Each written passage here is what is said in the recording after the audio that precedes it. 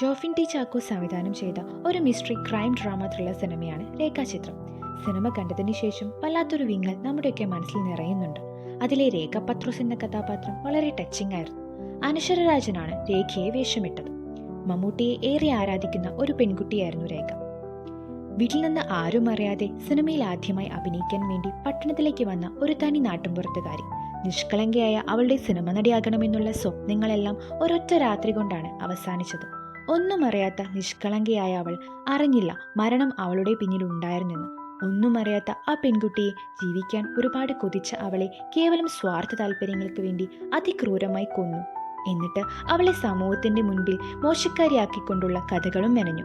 അവളെ മാത്രമല്ല അവർ കൊന്നത്, അവളിലെ നിഷ്കളങ്കമായ അടങ്ങാത്ത സിനിമ നടിയാകണമെന്നുള്ള സ്വപ്നങ്ങളെ കൂടിയായിരുന്നു. നീണ്ട വർഷങ്ങൾക്ക് ശേഷം അവൾക്ക് ആസിഫ് അലിയുടെ സി എ വിവേകാനന്ദ് എന്ന കഥാപാത്രം നീതി വാങ്ങിക്കൊടുത്തെങ്കിലും ഒരു വല്ലാത്ത വിങ്ങലുണ്ട് രേഖയെപ്പറ്റി ഓർക്കുമ്പോൾ. പ്രത്യേകിച്ച് രേഖ ആരാണെന്നുള്ള അവളുടെ കഥ പറയുന്ന ആ ഭാഗത്തുള്ള പാട്ടും വരികളും എല്ലാം കൂടി നമ്മുടെ മനസ്സിൽ വിരഹം നിറയ്ക്കുന്നുണ്ട്.